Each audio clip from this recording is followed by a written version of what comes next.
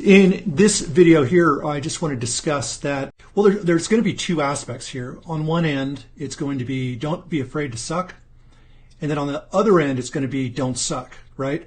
And both of these make sense if you think about it in the right way, okay?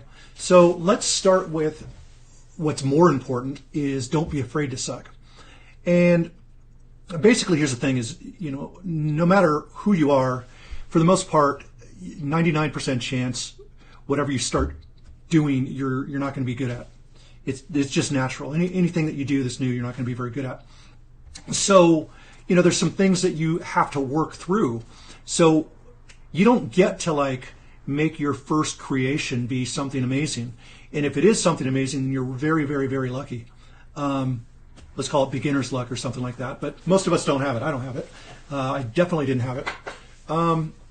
It probably took me about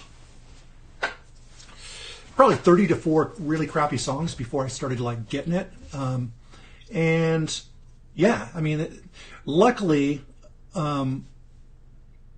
what saved me is the fact that, boy, I got a burp. I don't know what I ate. What really helped me is the fact that I thought I was good when I started. And that false confidence or that ignorance kind of helped push me forward until I actually got good at what I did.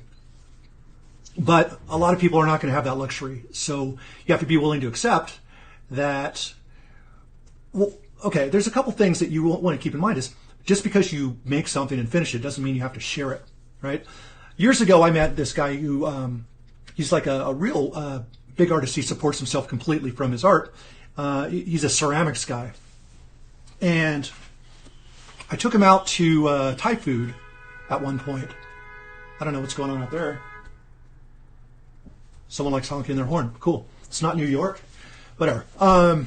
So where was I at? So I talked to this guy. I decided to take him out to dinner. I took him out to Thai food because I wanted to ask him some questions about his success and that sort of thing. And I just assumed that he was naturally, good at this because he sold crap loads of his ceramic art. And he told me that he had no talent at all when he started. But what he did, he had some sort of a physics background or something like that. And so what he would do is he would work on just one thing over and over and over again. And every time that he failed, he would figure out what about it was wrong. And then he would improve that one thing. And it might take, 10 to 20 tries just to improve that one thing before he moved on to the next. And he had told me that he had attempted some designs 1,000 times, before he decided to present himself to the public and try to sell his ceramic stuff. And because he took the time to do that, he was clearly much better than all of the competition. And because of that, he was successful. So what I'm trying to say is you don't need to share all your mistakes. You don't need to let everyone know all that past, what you need to do is just start moving forward, So the big question is, where's the current place that you stop? Where do you stop and go, oh, I'm just never going to be any good at this? Is it after you've attempted 5 songs, 10 songs? Are you willing to make 100 crappy songs before you get good? Are you willing to make 1,000 crappy songs? Thomas Edison was well known for making 1,000 attempts at the light bulb before he made one that was correct, right? And he was willing to continue to go. He knew that the end result was going to be him getting the light bulb correct, but it took him 1,000 tries. A lot of people would give up. Whoever started KFC, he basically just started with a recipe, and he was like a senior citizen, totally broke, and he went, I don't know, I think he went to hundreds of different restaurants. Basically, his idea was, I'm going to share this great chicken recipe with another restaurant, and they're going to pay me for the profits that they made. So if I increase your profits, you're going to pay me 20% of that or something like that. So that was his big idea. And, back then you didn't have the internet or anything. You knocked on doors and you made phone calls and you met people face to face. And yeah, you had to be turned down, at least 100 times. I think, I don't know, you'd have to look it up, go Google it. But, that guy you could say he pretty much sucked at his sales pitch, right? Even though he clearly had a good recipe. So my whole point is obviously that it's okay to suck, and you just kind of, what you have to do is ahead of time, you have to just choose that you're going to be good. You know, it's, if you make a decision, nothing is going to decide for you how reality is going to play out. If you're willing to give it as much time as it needs, reality is going to go your way. If you're going to give up, then reality is basically testing you, and it doesn't want to deliver something great to you if you're not willing to do the work, right? That's kind of the way reality tests you. You know, I think we're put on this life experience to be challenged, right? That's really what we want. We want the challenge so that we can look back and go, wow, look at how far I've come. So yeah, there's nothing wrong with sucking. So the very first thing is don't be afraid to suck. Okay. That's, and I'm going to be perfectly honest. I was awful when I started. Really, really not good at what I did. I started off playing guitar, and I mean, I didn't even know chords or anything for like the first year and a half or something like that. You know, the first shows I played were me kind of just using two fingers and playing two strings. That's all I did. I didn't know how to make a chord, and I was playing live shows that way. So even though the band wasn't very good, you know, at the time, because I was impressed by myself, because I was impressed by my own ability to learn, because even though I sucked, I was loads further than I was previously. Like, I noticed what I was doing. I noticed what I was learning. And luckily, people gave us the impression that we were good enough to get some sort of attention. It's just when I look back to high school and that sort of thing, I realized, wow, that was really bad. And I don't approve of it at all. But eventually, you know, a couple of years, you know, I got good. And when I say I got good, here's the thing is, I started off having good taste in music, and my talent never really caught up, but my taste was good enough that I would just simplify what I was going to play so that it sounded good, you know, because songwriting can be as complex or as simple as you want, and you can still get a really great song across. You know, it's your choice how complicated you want to make it. Do you want to, you know, if you come from the school of wanting to be like the Ramones or something, you crank out some, you know, 4-bar chords, play them a little bit fast, and you don't need much more talent than that to like to make songs, right? So it really depends on what you are going for. But by having good taste in music, that's really going to, let me put it this way. Not being good on your instrument is much less of a problem than having terrible taste in music. If you don't have good taste in music, it doesn't matter how talented you are. And I've come across so many people that have a lot of talent, but they don't have taste. So what I would focus on is taste. And instead of like driving yourself to try to be perfect, right? Because perfection's never going to come no matter how long you go. Because even if to someone else it looks like what you did was perfect, you're going to be on a different level, and you're always going to hear something that you think could have been better, right? You never reach that level. You do reach the level where you're like, I'm proud enough to show this to people, but nothing is ever going to feel perfect to you, right? You're never going to be like, oh, I just wrote the perfect song. That's for someone else to decide. What is important is that you have the taste. Once again, you know, if you have a good ear for music and you know what you like, and you also know what you don't want your music to sound like, I think you're really 80% ahead of so many other people.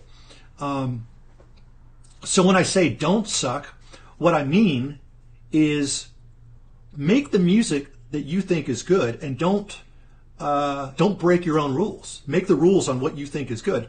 And instead of trying to aim for perfection, if your whole goal is just to not suck, I guarantee you're going to make good songs, because anything that you hear that you don't like, you're going to say, well, that sucks. Well, you don't want that, right? So if you cut out all the things that you think sucks, what are you going to be left with? You're going to be left with something that you have no complaints about. So that's what I mean by don't suck. It's okay to suck at, you know, talent-wise, but don't suck or allow yourself to suck on your own rules of what you think a good song should be, right? That's the whole point of being in a band. That's the whole point of making music. That's the whole point of music production, is that you think that you could do better than a lot of people that have come before you, right? Obviously, you also pay a lot of respect, and you respect a lot of artists in your scene. But at the same time, you wouldn't do this if you didn't think that you had something to say, or if you didn't think you had good taste in music. So go with that, and don't change your own point of view for any fucking audience, right?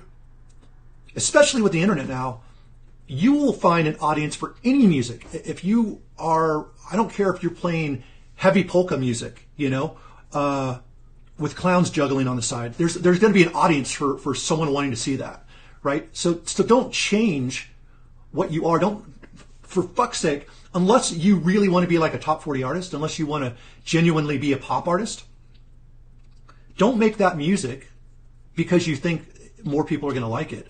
You got to be genuine to your first idea before you even had any talent. Before you had any talent, you had a taste. And that taste is what drove you to want to make music, because you felt like you had something to say. If you don't let that part of yourself out, you might as well just stop right now. If you're just going to completely sell out to whatever people like, if you're going to like feel crushed because your friends aren't into the same thing you're into, you're in a bad place. I mean, so I was lucky when I first started in bands. Most of my friends liked what I was doing, even when we sucked for some reason. But we must have had some sort of appeal. And I was just playing a few chords. All the songs were just 3-4 chords, 5 chords at most, right? And they were all simple ones as well. So I didn't do anything too complex. But as I developed, obviously, I got to the point where I was selling out places in Hollywood, when I was younger and stuff like that.